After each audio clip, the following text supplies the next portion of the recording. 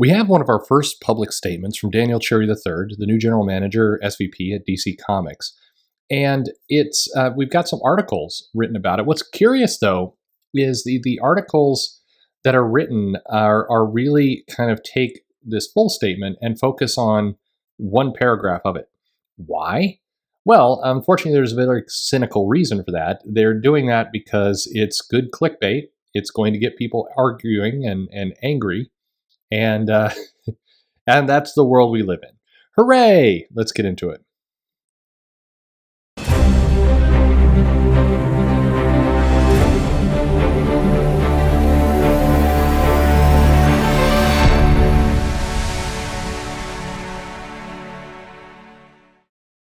Hey everybody, this is Perch. You know, how many times have I said you got to look at the full context of things before snapping to judgments? Doesn't mean you shouldn't have a judgment, but it also means you shouldn't go nuts at just immediately snapping to this stuff.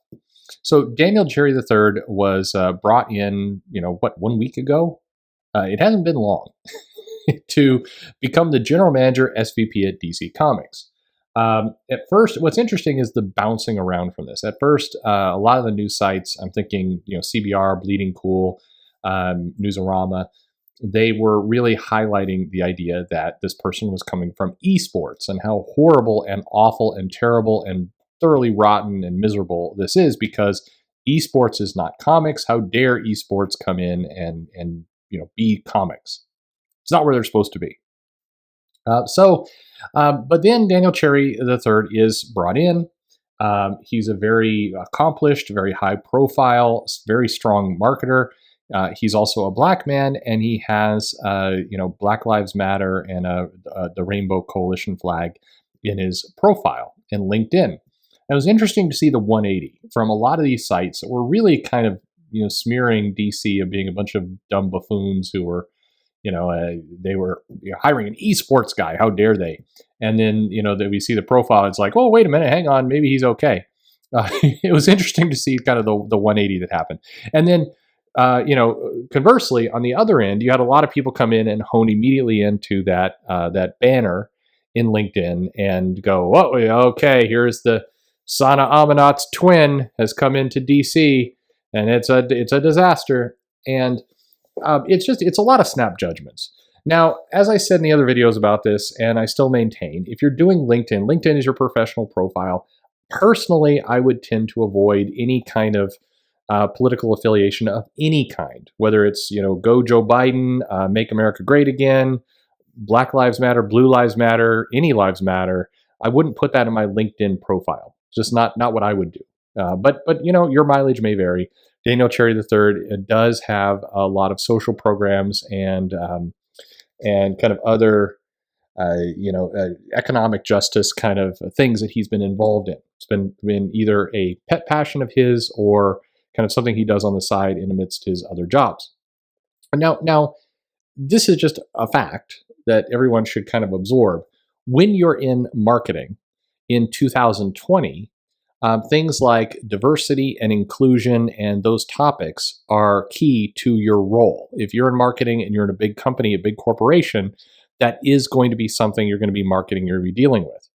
No matter who you are, you're going to be doing something with it. Now, some people are going to make whole campaigns out of it, like whatever it is that Gillette did around kind of men or who shave are bad or whatever that whole campaign was, or whether you're just making sure that you're protected from an HR perspective.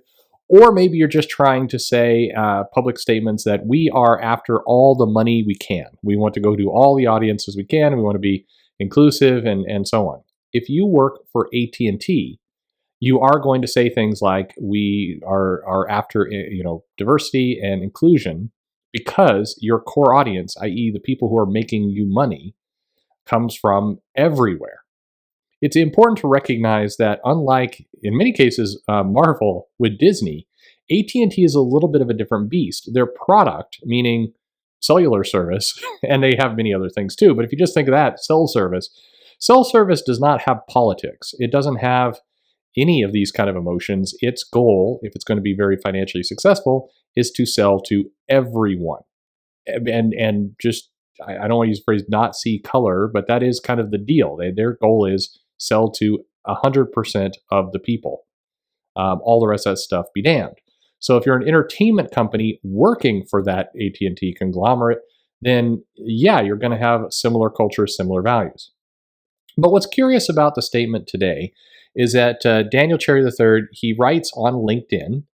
And by the way, I will say, just from my own standpoint, I'm going to give him some points of praise or credit or thumbs up or whatever he happened to be. He is using LinkedIn as his vehicle of communication. He's not using Reddit or Twitter or Tumblr or Instagram or some other crazy ass thing. He's using LinkedIn, i.e., the professional communications method, to do his professional communications. That shows he has a brain.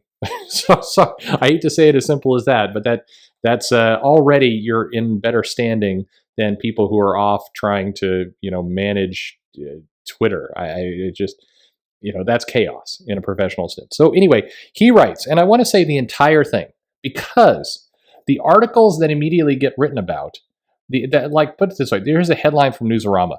DC's new general manager aims to leverage the cultural power of company for increasingly diverse global fan base. And then Daniel Cherry III speaks to his vision for DC going forward.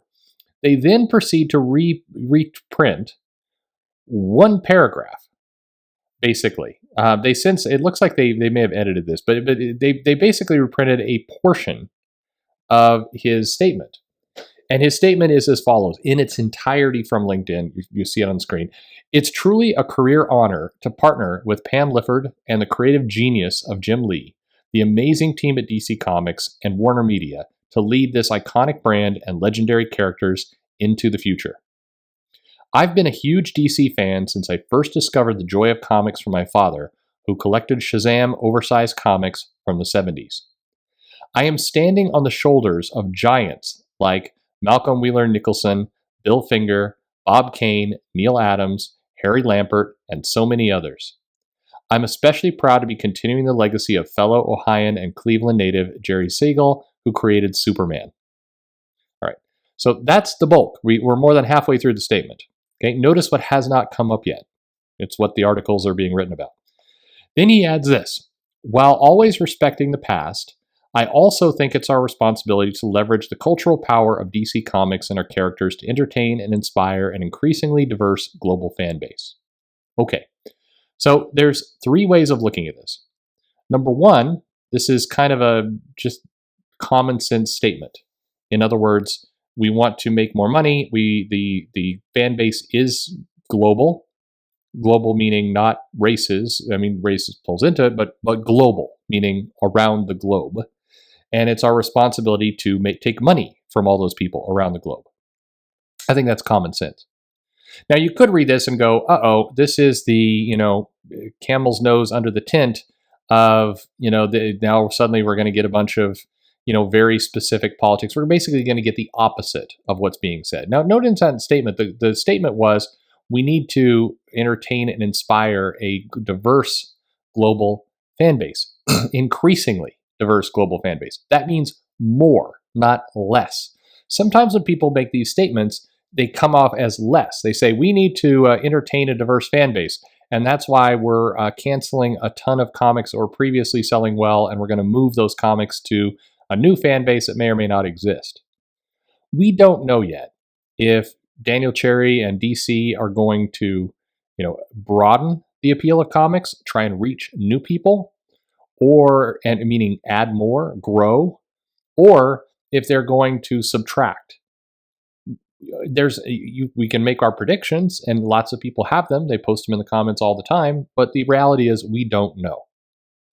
There's nothing that is currently going onto the shelves at DC that give us any indication of what Daniel Cherry is going to do. He's been on the job for far too short amount of time. If something's getting published today, that means it was in the works months ago. So we don't know yet. His statement continues with one more paragraph that says, comics have the unique power to create a resonant imagery and narratives that can move the world toward a better, more inclusive version of itself. It's my sincere hope that I'm able to contribute and help evolve the brand and increase its relevance and impact for generations to come. All right, and then a bunch of hashtags. And those hashtags are interesting: DC Comics, superheroes, dream job, DC fandom, DCEU, experience over theory. Okay. So two things there. The second part, it's his hope that he can contribute and evolve the brand, increase its relevance and impact, increase its relevant impact for generations to come. Sounds good. Everybody with that job should have that goal. That is the right goal. This sentence is one that a lot of people are going to pick apart, and that's: comics have the unique power to create resonant imagery and narratives that can move the world toward a better, more inclusive version of itself. Now, this fits with other things Daniel Cherry has said in his other organizations where he's talking about social justice and some of this idea of being inclusive. On the surface, there's nothing wrong with this. I know some people will disagree and they will get, but these statements in a lot of cases are common sense statements. No reasonable person would argue with these words on the surface. What people argue with is what they mean under the hood. And that's where, the rubber meets the road. What does this mean? When you talk about, being more inclusive, sure, I want that. Who doesn't want that? I want more readers for comics. Everybody should have more readers for comics. But it goes back to that earlier statement. Are we adding or are we subtracting? Are we adding more experiences? Are we adding more heroes? Are we taking them away? I think I go back to Marvel, and I think as a classic example of, when Miss Marvel, Kamala Khan, was introduced, the character was new. They weren't taking a title away from somebody else. They didn't, cancel something and move something to someone else. They created a new character, new universe, new background, new status quo, and they basically rolled it out pretty similar in a lot of cases to Spider-Man and many others.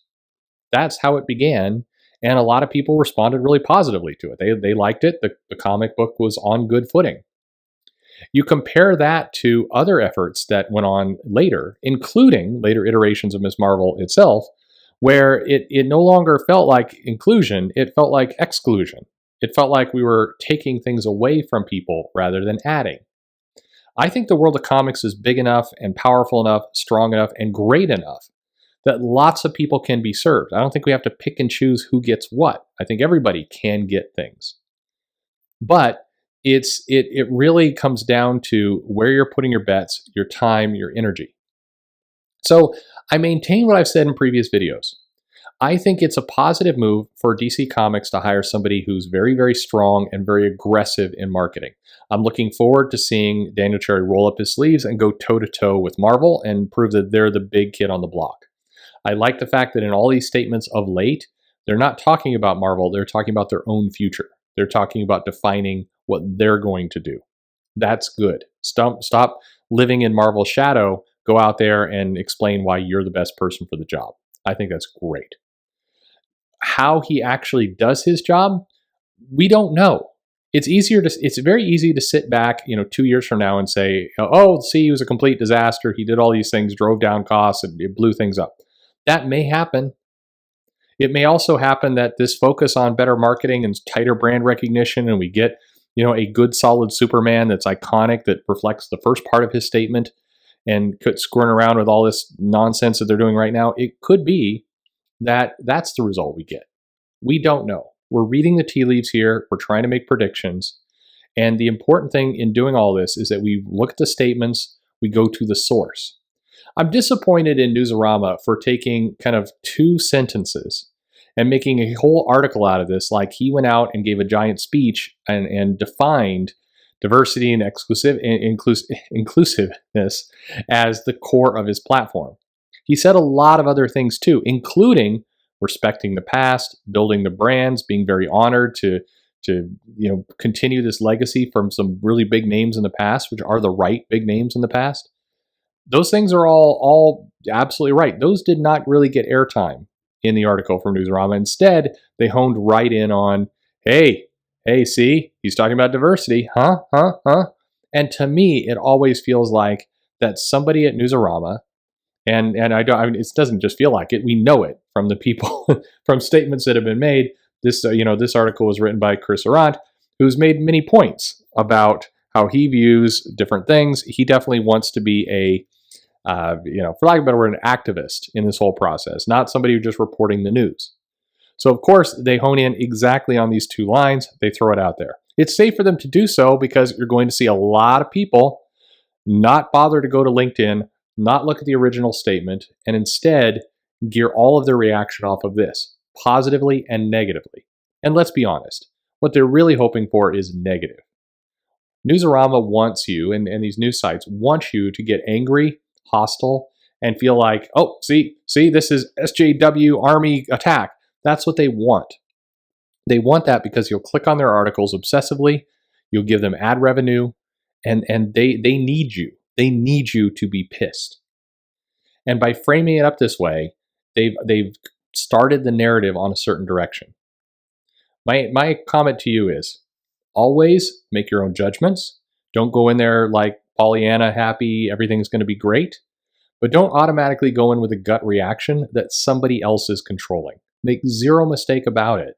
When people frame up articles this way, it's designed to get a reaction out of you. It's not designed to say, hey, look at this great thing that's happened. It's designed to get you pissed, designed to get you angry, and designed to get you making posts and being super pissed about it. I'm still interested in giving Daniel Cherry the benefit of the doubt. Again, I think strong marketing is positive. I'm anxious to see what he does. It will work. It will not work. I'll comment about that at the time. But so far, I see a guy who's pretty much trying to fight for his brand. And at least the going to LinkedIn and not a lot of these other clown show places feels like a decent start. But what do you think? You can be, tell me, are worried, not worried, at least, hopefully, look at the whole statement and react from that. Leave a comment below. Let me know your thoughts. Like, subscribe, click the bell for notifications, all that fun stuff. Follow me on social media, and you can send me an email, comicsperch@gmail.com. And thanks for listening.